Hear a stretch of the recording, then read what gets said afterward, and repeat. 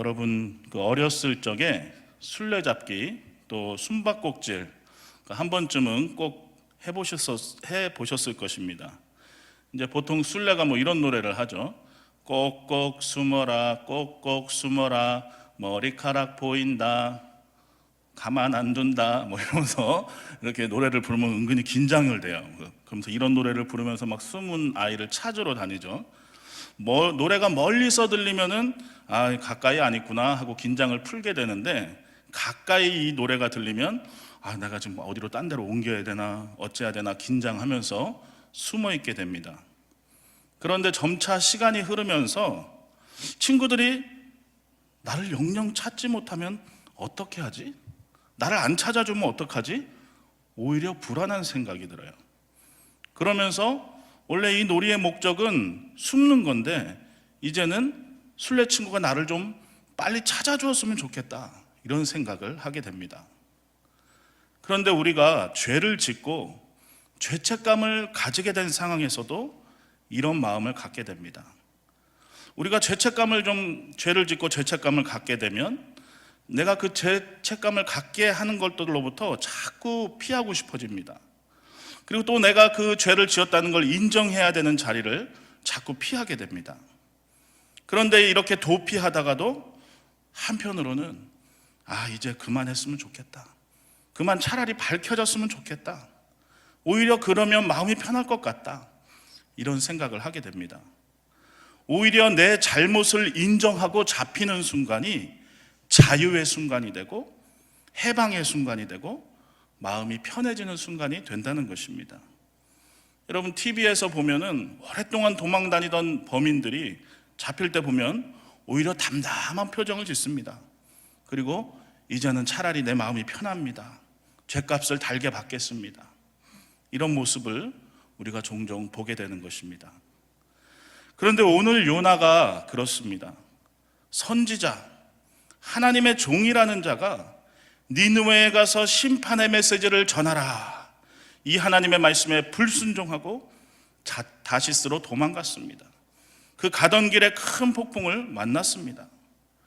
요나는 분명히 이 폭풍을 내리신 분이 하나님이시다, 이것을 알고 있었습니다.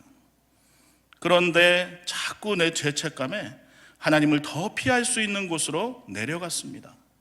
배 밑층으로 가장 아래로 내려가서 숨어 봅니다.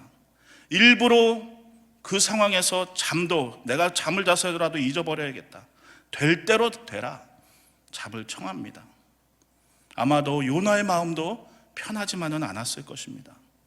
그러나 결국 제비까지 뽑고 나서 사람들 앞에 이 모든 재앙의 원인이 자신임을 고백하게 됩니다.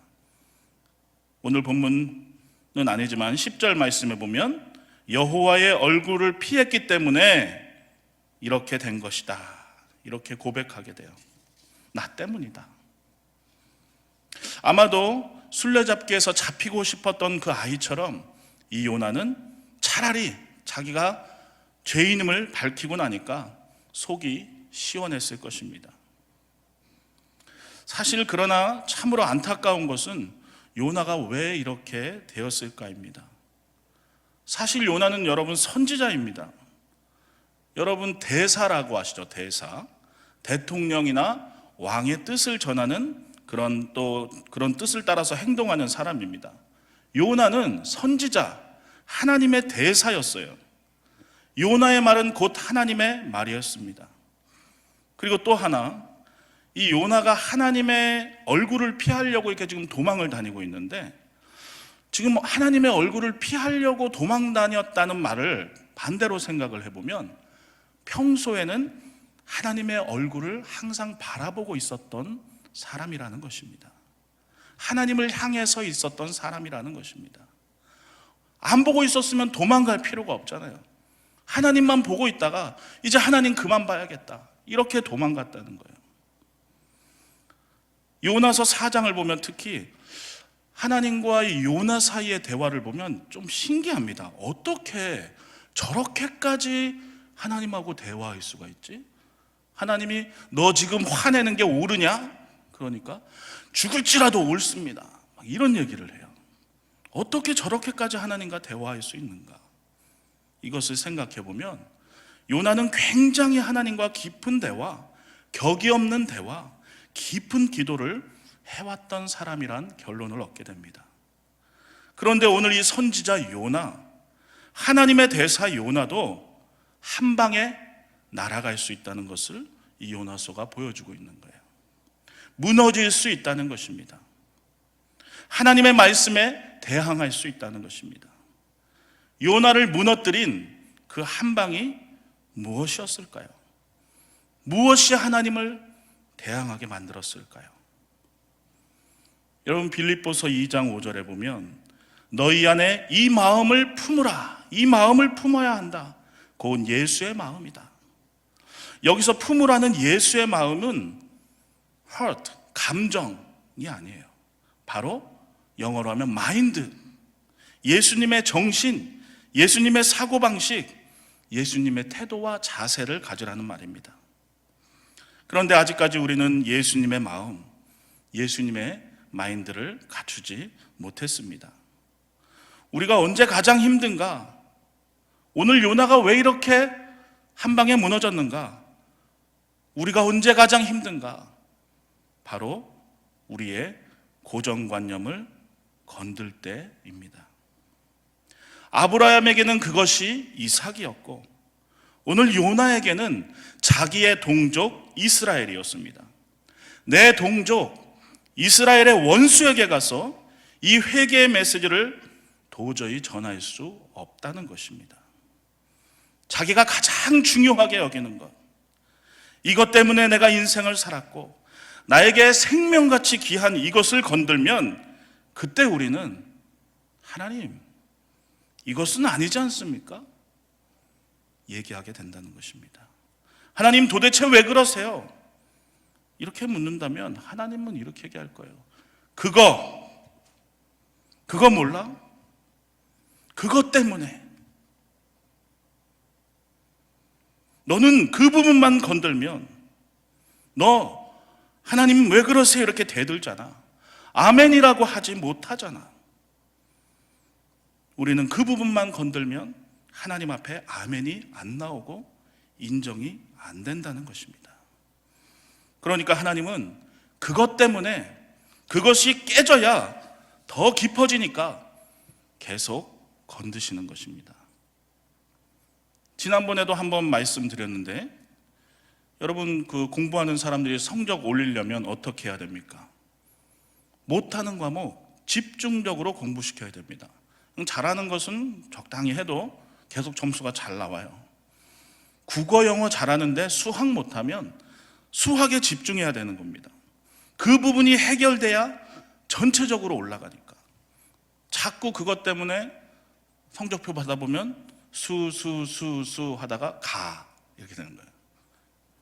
그래서 하나님이 건드신다는 것입니다.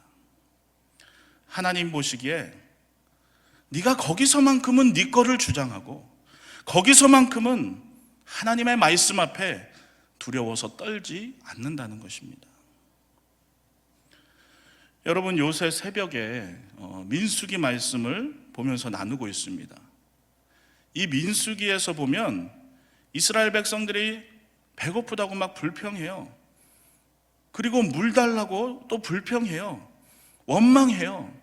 그런데 그것을 죄라고 합니다. 여러분, 혹시 그쪽 지방, 중동 지방에 가보신 분들이 있는지 모르겠어요. 저는 한번 가봤는데 정말 여기를 봐도 사막, 저기를 봐도 사막, 또 뜨겁기는 얼마나 뜨겁습니까? 그렇게 뜨거운 곳에서 싸질머지고 온 음식 다 먹었고 싸질머지고 온 물도 다 먹었고 마실 것이 없는데 물 달라고 했다고 그게 죄입니까? 왜 죄입니까 그게?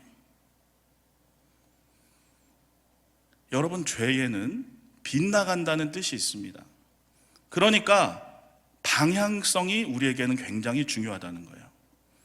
하나님 뜻대로 가지 않고 다른 데로 향하는 것, 다른 데로 가는 것을 죄라고 하는 것입니다. 성경에서 여러분 방탕하다 이렇게 얘기할 때도 그 의미가 뭐냐? 우리는 방탕한 사람, 그럼 뭐 술 먹고 맨날 엎어져서 자고 이런 사람 방탕하다 하는데, 이 성경에서 방탕하다고 할 때는 하나님 앞에서 낭비한다, 허비한다, 이런 의미입니다. 예배해야 할 시간에 다른 데 시간을 낭비하고 있는 것, 그것이 방탕한 것이고, 하나님이 주신 물질, 하나님 뜻대로 쓰지 않는 것, 허비하는 것, 그것이 방탕한 것입니다. 하나님이 나에게 원하시는 목적대로 가지 않는 것, 비록 세상적으로 윤리적으로 도덕으로는 다 맞는다고 할지라도 윤리 도덕적으로 맞으면 되는 것은 세상 판단 기준, 세상 종교이고, 우리는 윤리 도덕보다 더 높은 하나님의 말씀에 순종해야 되기 때문에 하나님께 빗나가는 것이 죄라는 것입니다. 왜 물달라는 것이 죄입니까? 그들의 마음이 문제라는 거예요. 하나님을 쫓아가다가 자기들이 싫어하는 것만 건들면, 자기들이 문제만 겪으면, 만군의 주 만유의 주라고 내가 그 하나님을 믿는다고 고백했으면서도 자기들의 것이 튀어나오는 것입니다. 투덜댐과 원망이 쏟아져 나오는 것입니다. 내가 힘든 것만 건들면 원망이 나온다는 거예요. 우리는 자꾸 배웁니다. 그러면 안 된다. 배우고 또 배우면서 그렇게 살고 있는데 왜 아직까지 하나님의 말씀 앞에 내려놓지 못하고 있을까요? 여러분, 우리는 영적인 싸움을 계속해서 해나가야 됩니다. 우리가 잘 내려놓지 못하는 부분이 있다는 것을 사단도 아주 잘 알고 있습니다. 하나님과의 관계가 탄탄할 때, 나와의 관계가 탄탄할 때는 우리는 백전백승할 수 있습니다. 그러나 하나님과의 관계가 깨어져 있는 성도는 사단에게 아무것도 아니라는 거예요. 오히려 사단이 백전백승한다는 것입니다. 그래서 우리가 사단을 이기려면 하나님과의 관계를 잘 형성해야 되고 하나님을 붙잡아야 합니다. 그래서 여러분, 사단이 사람을 공격할 때 인간을 공격하는 것이 아니라 얘는 하나님과의 관계만 무너지면 아무것도 아니야. 그러니까 하나님과 그 사람의 관계를 공격합니다. 이 사람이 지금 하나님 앞에서 돈에 떨고 있으면 돈을 이용해서 공격합니다. 자식 때문에 떨고 있으면 자식을 공격합니다. 건강 때문에 떨고 있으면 건강을 건드려서 하나님과의 관계가 깨지게 한다는 거예요. 자기가 묶여있는 것, 자기의 고정관념, 이것만은 안 됩니다. 이렇게 붙잡고 있는 것, 그 부분을 사단은 건드립니다.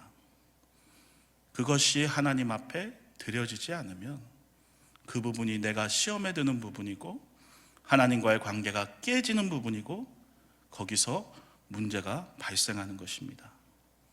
그런데 오늘 요나에게 그것이 바로 이스라엘이었습니다. 하나님, 이건 안 됩니다. 어떻게 내가 이스라엘의 원수에게 가서 회개의 메시지를 전합니까? 우리의 원수, 반드시 멸망해야 되는 그 원수에게 어떻게 하나님 기회를 주시려고 합니까? 생각할 필요도 없이 돌아서 버렸다는 것입니다. 결국 하나님은 이런 요나를 큰 폭풍의 교훈을 주시려고 바다로 데려가셨습니다. 그리고 자신이 죄인임을 인정할 수밖에 없게 요나를 몰아세우신 것입니다. 이렇게 몰아세워지고 나 때문이요 이렇게 인정하게 된 요나, 이 요나가 뭐라고 합니까? 오늘 본문 11절 12절 우리 다시 한번 읽어보겠습니다. 11절 12절 시작. 바다가 점점 흉흉한지라 무리가 그에게 이르되 우리가 너를 어떻게 하여야 바다가 우리를 위하여 잔잔하겠느냐. 그가 대답하되 나를 들어 바다에 던지라. 그리하면 바다가 너희를 위하여 잔잔하리라. 너희가 이 큰 폭풍을 만난 것이 나 때문인 줄을 내가 아노라 하니라. 지금 어떻게 하면 그러면 이 폭풍이 좀 잠잠해지겠소? 이렇게 묻는데 뭐라고 합니까? 나를 들어 바다에 던지라고 합니다. 여러분, 이게 정답일까요? 정답이 뭘까요? 아마도 정답은 하나님, 이제 내가 니느웨 가겠습니다. 이렇게까지 하나님이 이 큰 폭풍을 보내서까지 이 많은 사람들을 함께 고통에 빠지게 하면서까지 하나님의 뜻이 그렇게 분명한 줄 몰랐습니다. 하나님, 잘못했습니다. 가겠습니다. 해야 됩니다. 그런데 뭐라고요? 나를 바다에 던지세요. 나를 죽이세요. 여러분, 이런 거 많이 보셨죠? 이런 거 뭐라고 합니까? 뭐라 그래요? 배째. 배째. 그죠? 배째라. 뭐 이런 신앙을 가지고 배째 신앙이다. 뭐 이런 얘기도 하더라고요. 난 안 가요. 죽어도 안 가요. 배째세요. 여러분, 지금 하나님이 누구와 싸우고 있습니까? 지금 이방인들하고 싸우고 있습니까? 요나랑 계속해서 싸우고 있습니다. 제가 이 요나서를 보면서 느끼는 것은 하나님 참 피곤하시겠다. 참 힘드시겠다. 하나님 참 고민 많으시겠다입니다. 여러분, 하나님의 고민이 무엇이겠습니까? 바로 세상이 안 변하는 게 아니라 요나가 안 변한다는 것입니다. 세상이 안 변하는 게 아니라 그리스도인이 안 변한다는 것입니다. 예수 믿는다면서 안 변하고 예배드리면서 안 변합니다. 고집은 갈수록 더 세집니다. 머리는 더 커져갑니다. 지금 하나님 앞에 이런 배째 신앙이 너무나 많다는 것입니다. 사실 오늘 제목을 배째 신앙 이렇게 할까 하다가 그건 좀 그런 것 같아서 성경 말씀 속에서 제목을 정했는데, 이 배째 신앙이 문제라는 것입니다. 자기 자신을 못 죽이는, 안 변하는 배째 신앙이 문제입니다. 여러분, 이제 우리의 기도도 변해야 돼요. 달라져야 돼요. 여러분, 이 기독교 신앙에서 기도가 얼마나 귀한지 모릅니다. 어떤 신이 피조물과 대화합니까? 어떤 신이 피조물을 인격적으로 받아줍니까?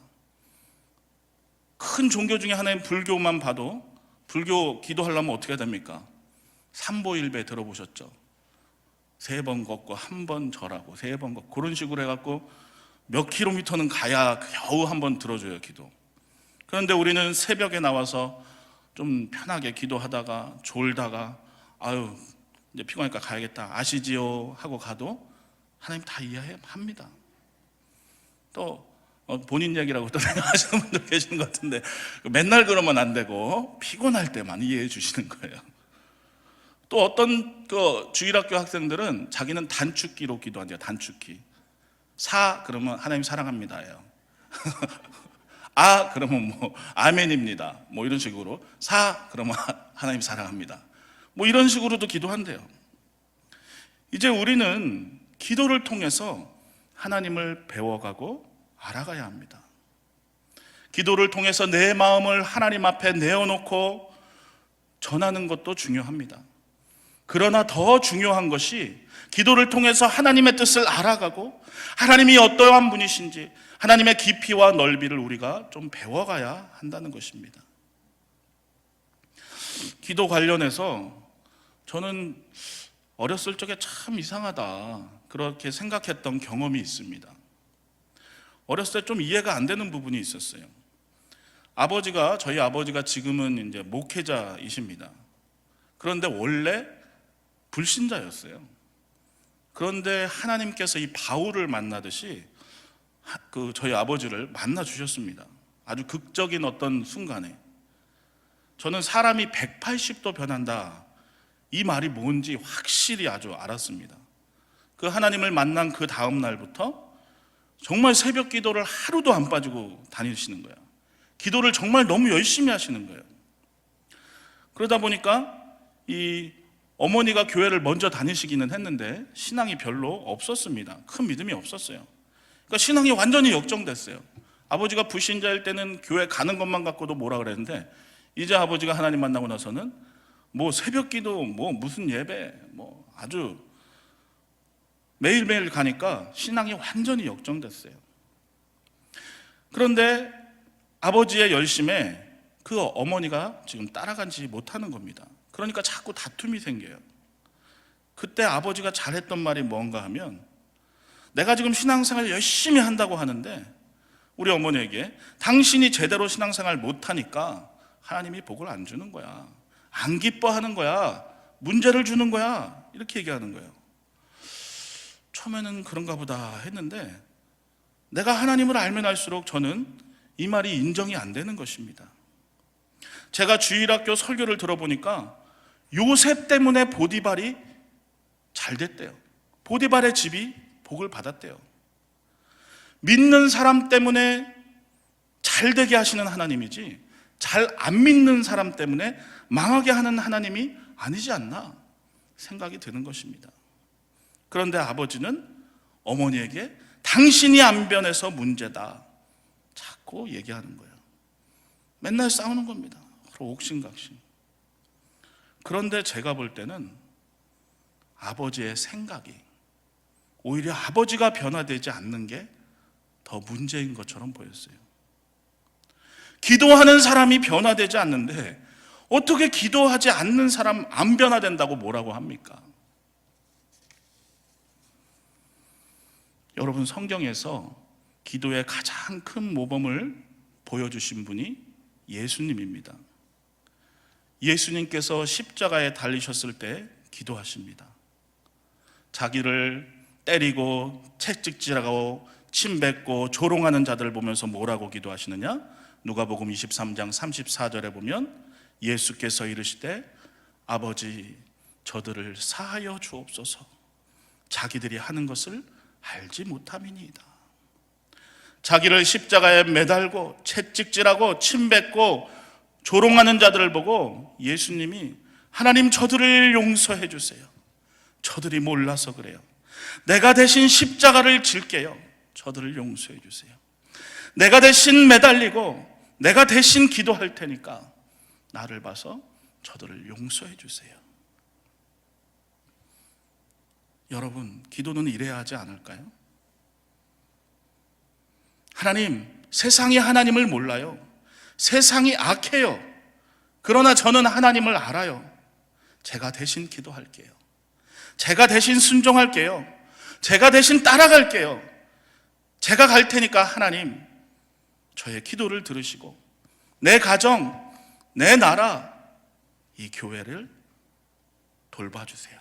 은혜를 주세요. 기도해야 한다는 것입니다. 여러분, 수십 년 기도하고 있는 나도 안 변하는데 어떻게 세상이 변합니까? 하나님이 세상 때문에 고민하는 것이 아니라 기도하는 내가 안 변하는 것이 하나님의 고민인 것입니다. 하나님이 하시는 이 시대의 고민은 세상이 아니라는 것입니다. 원래 세상은 죄를 짓습니다. 죄를 안 지으면 오히려 이상한 거예요. 그래서 그 세상을 변화시키려고 우리를 부르셨습니다. 그런데 우리가 안 변하고 있다는 것입니다. 우리가 오늘 요나 같은 것입니다. 하나님 믿고 내가 하나님 말씀 순종하겠다 하고 한 90%는 내려놓았습니다. 그러나 결정적인 것 건들면 요나처럼 간밤에 하나님 앞에서 피해버리는, 그냥 나를 던지세요, 나를 죽이세요, 배째 신앙을 갖고 있다는 것입니다. 이것이 하나님의 근심인 것입니다. 요나서 내내 하나님은 요나와 싸웁니다. 여러분, 요나서를 잘 읽어보시면 요나서에서 변화되어야 할 한 사람은 딱 한 사람, 요나입니다. 이 요나가 변화되니까 니느웨도 변화됩니다. 여러분, 내가 변화되어야 내 가정이 변화될 수 있습니다. 내가 변화돼야 교회가 변화될 수 있습니다. 하나님의 고민이 세상이 아니라 지금 하나님 앞에 서 있는 그리스도인들, 이들이 하나님의 사람이 되는 것, 그것이 하나님의 고민입니다. 이제 더 이상 하나님 고민시키지 마시고 요나처럼 배째 신앙하지 마시고 하나님 니누에 가겠습니다. 이제 하나님을 기쁘시게 하는 저와 여러분 되시기를 간절히 축원합니다. 우리 이 시간 같이 찬양 한 곡 하고 기도하겠습니다.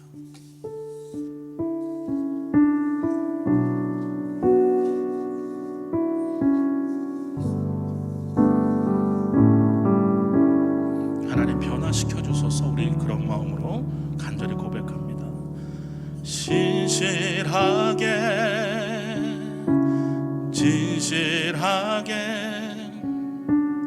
거룩하게 살게 하소서.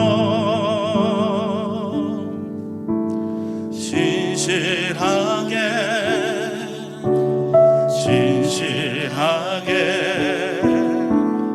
거룩하게 살게 하소서. 우리 다시 한번 고백할까요? 진실하게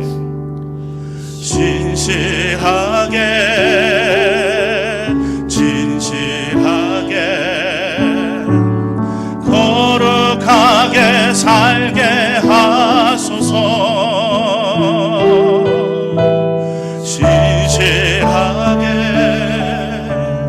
진실하게 거룩하게 살게 하소서.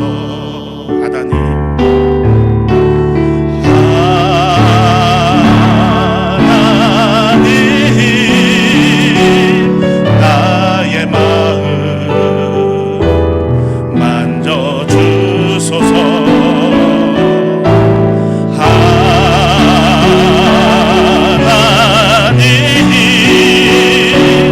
나의 영혼 새롭게 하나님 나의 마음 만져주소서.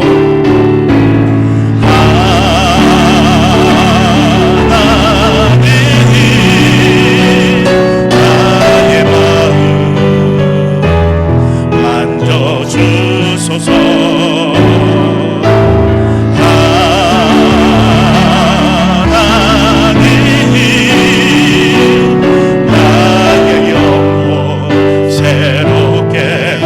다시 한번 진실하게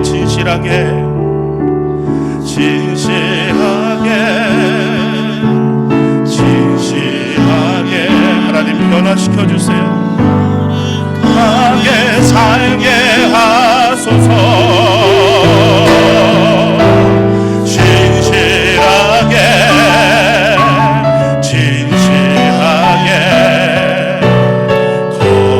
거룩하게 살게 하나님 나의 기도 들어주소서.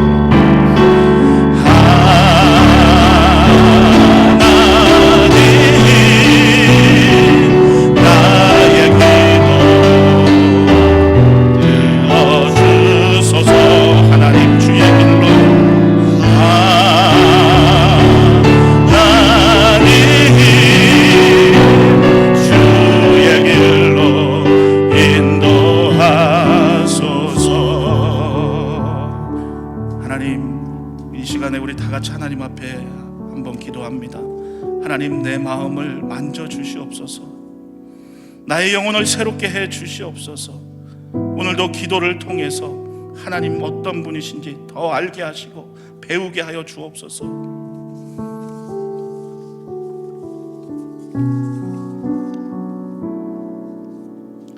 이 시간에 우리 다 같이 하나님 이제 내가 변화되게 하소서. 내가 하나님의 고민이 아니라 기쁨이 되기를 원합니다. 내가 변해서 내 가정, 내 교회 변화되게 하소서. 주여 일청후에 합심하여 기도합니다. 주여 하나님, 오늘 하나님 주신 말씀이 나에게 주시는 말씀임을 알게 하시고 하나님의 고민이 나였음을 알게 하여 주시옵소서. 하나님 긍휼히 여겨 주시옵소서. 하나님 내 고정관념, 내 고집, 하나님 내 아직 하나님 이제 다 내려놓게 하여 주시고 하나님 앞에 변화될 수 있도록 하나님 도와주시옵소서. 기도로 하나님 알게 하시고 하나님을 배우게 하시고 성령을 충만케 하셔서 이제 하나님 내 뜻대로 내 맘대로 사는 것이 아니라 하나님께 붙들림 받아 살 수 있도록 인도하여 주시옵소서.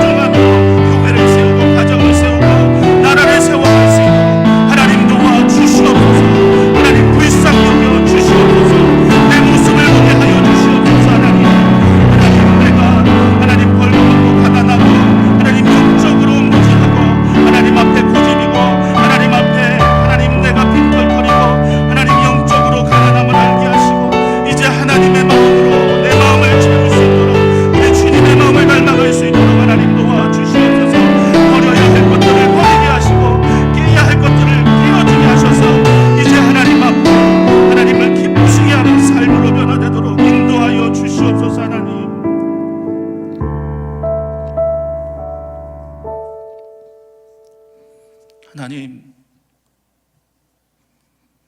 우리가 때로 고집부리고 배째라는 그런 신앙생활 해도 그랬어도 하나님, 내가 하나님 사랑합니다. 그리고 이 자리에 있게 하시니 감사합니다. 하나님, 고집부린 것 죄송합니다. 하나님, 몰라서 그랬습니다. 내 고정관념, 내가 붙잡는 것, 내 고집부린 것 이제 내려놓겠습니다. 하나님, 더 사랑하겠습니다. 이제 하나님, 도저히 이해하지 못한 곳도 하나님이 가라면 가보겠습니다. 이제 내 인생이, 우리의 인생이 하나님의 뜻을 이루는 인생 되게 하여 주시옵소서. 하나님, 혹시 이 자리에 가정과 삶이 어려운 성도가 있다면 붙잡아 주시고 그를 통해서 가정과 삶이 변화되는 은혜를 주시옵소서. 예수님 이름으로 기도합니다. 아멘.